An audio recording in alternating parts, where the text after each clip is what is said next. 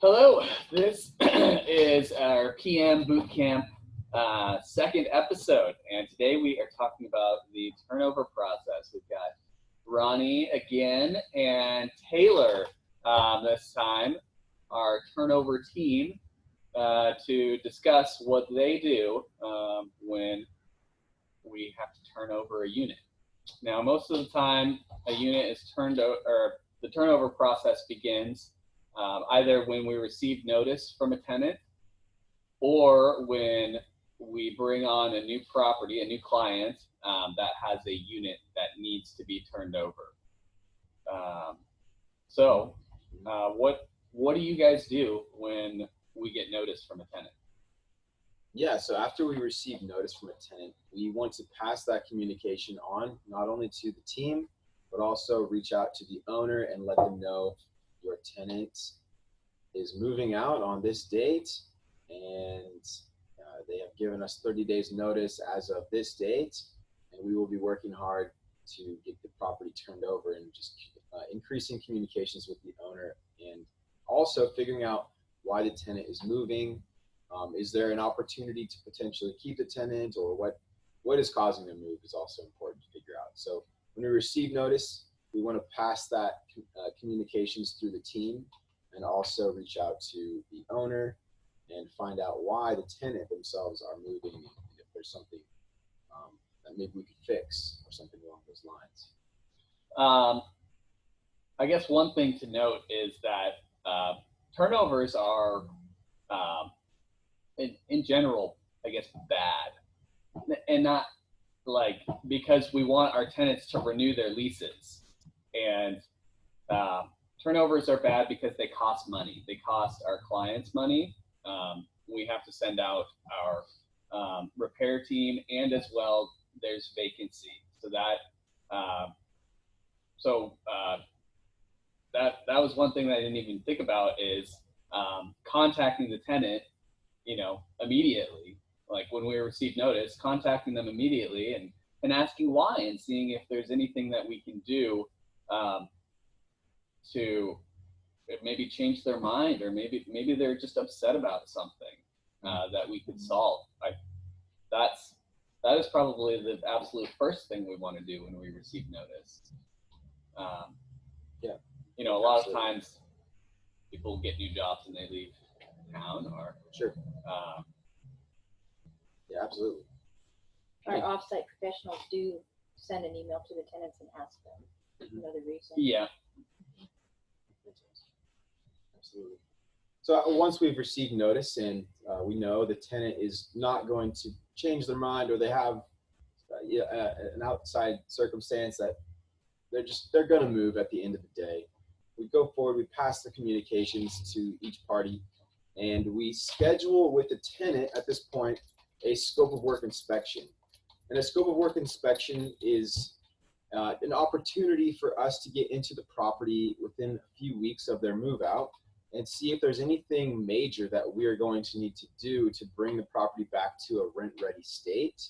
It also gives the tenant an opportunity to walk us through the place and give us an idea of the status of the apartment, house, condo, townhouse, whatever it was, with that they received when they moved in. What kind of condition did you truly receive it in? Maybe they have pictures and documents of that type of thing. So it's an opportunity for both parties to just have more communication and more transparency around the move out. So at that time, it's also an opportunity, hey, if you replace all the burned out light bulbs, you will not be charged for that. And if the yard is returned in good condition, that's something that they can do before they move out, and that gives them a couple of weeks. As he said, he tries to schedule about 2 weeks before the move out, so they have ample time in which to do some of the work themselves. It saves us time as well if our turnover team doesn't have to do that work. All right, so we talked about the scope of work inspection, and now. So at this point, the scope of work inspection has occurred. We've identified major issues so that we can make proper arrangements to handle them. Maybe the tenant had a dispute one night and they punched a hole in the wall or something. But we've recognized this type of issue, and we know that we're going to need to replace drywall or do whatever these types of things are. So we've arranged for them to happen as soon as possible when the tenant does indeed vacate the property. And so now the move out day has come, and we've scheduled a move out inspection as soon or as close to the date that they've moved out as possible. So now we get into the property and we inspect it. We take hundreds of photos, we document things. We're just documenting the states that they received and then left the property in. And at this time, we generate a scope of work.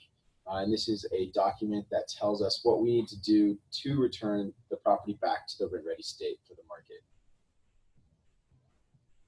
At this point, I review it so that I have an idea of if I can send one of our handymen over to take care of it, or if it's going to need a specialized vendor such as a drywall repairman.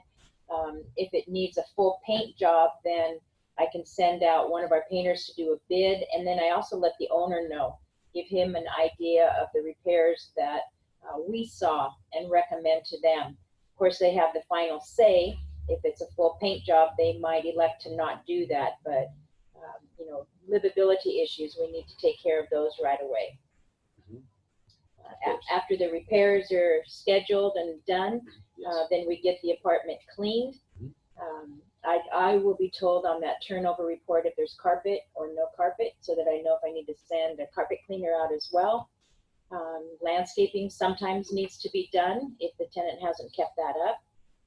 And then for me, that's the final part. Yeah, absolutely. So now we have, during the latter stages of this process, when we're kind of into cleaning, we want to market the property back to the market, if you will, as soon as possible. And we like to do this between 7 and 10 days, maybe 14 days, from the time that we start working on the property to make it rent ready, to the time we know it's going to be absolutely ready for somebody to move into it. So we've started that marketing process in the middle of the turnover repairs, and hopefully there's good interest in the property. We like to see at least one lead or inquiry per day on the property to let us know that our marketing is receiving good traction. So now, after the cleaning is done, we are going to schedule a move-in inspection to document the state of the property once again. We will also be showing the property. After the move-in inspection is complete, we will start setting up, and doing the showings of the property. If the property is in extremely good condition, there might be an opportunity to do some showings slightly earlier. But the idea is to minimize the time the property sits vacant, and also bring the property back to an inhabitable state, a marketable state, so that everyone from tenant to owner is happy throughout the entire process. In the city of Portland, there's some new rules regarding the move-in ready inspection. Do you want to touch on those?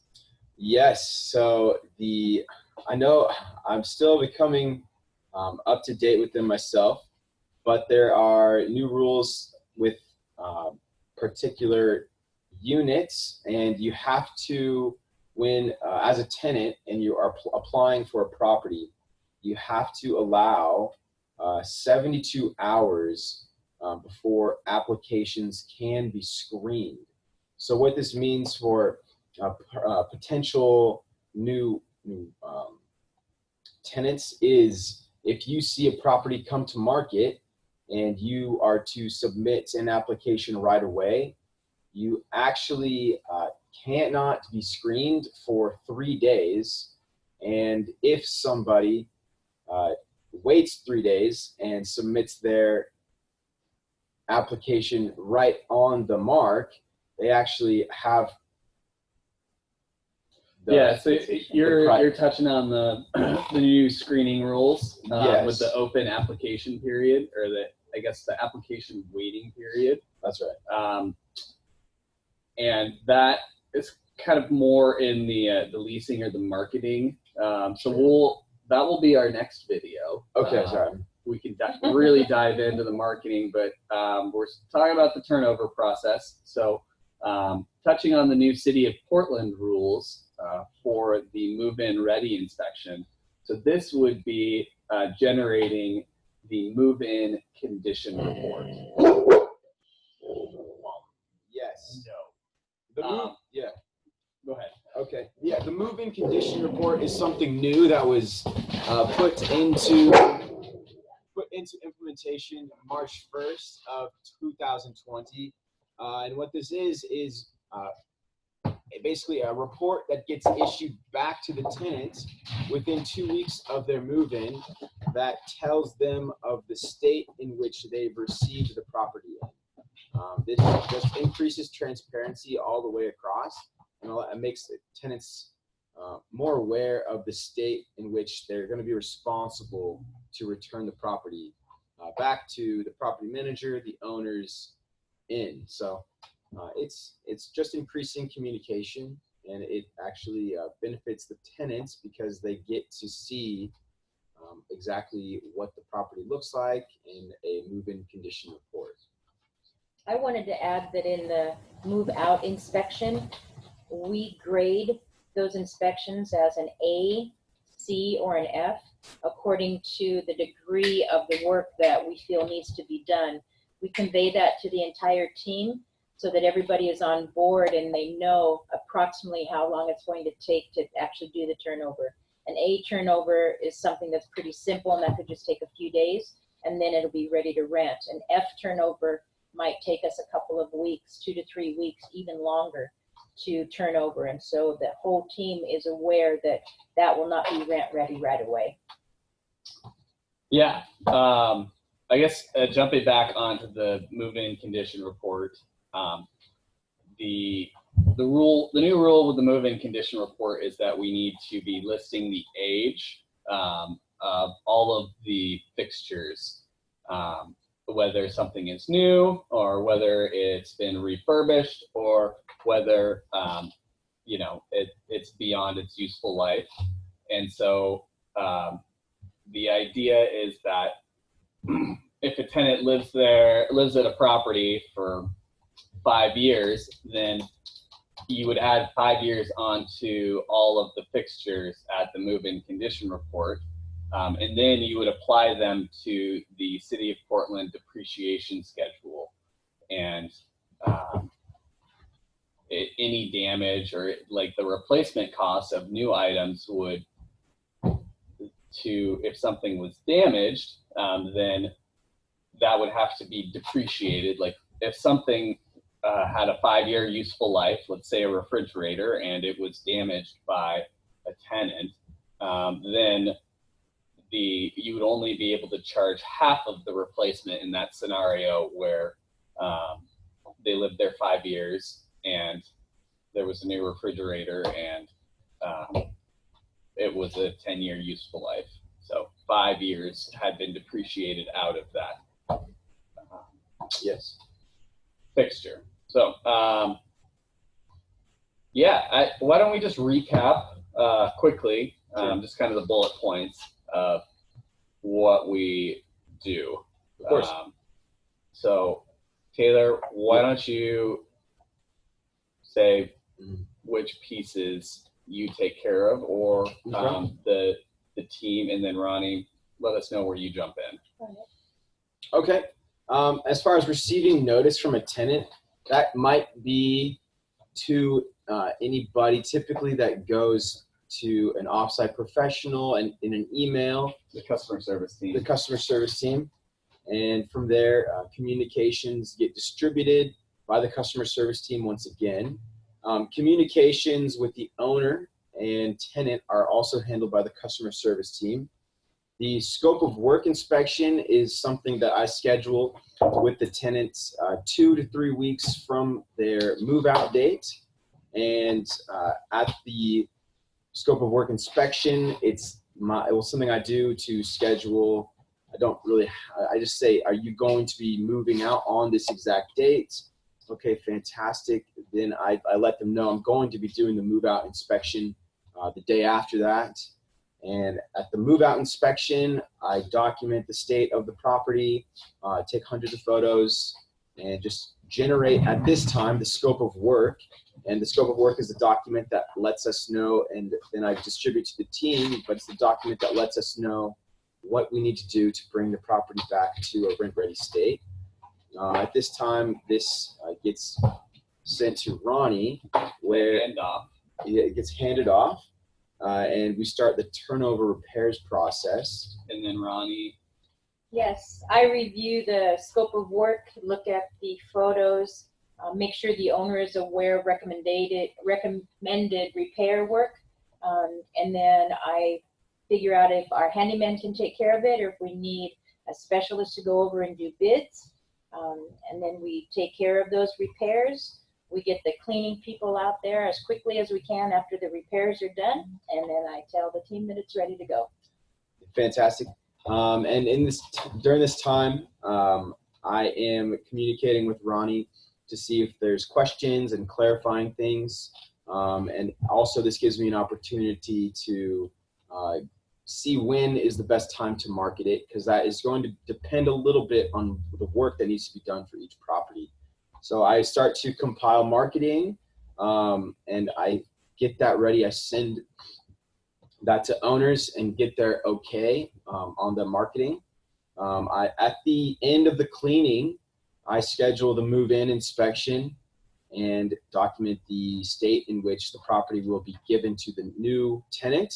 And then the marketing fully goes live, and we hustle to find a qualified new tenant. Fantastic. And that is our turnover process. Woo!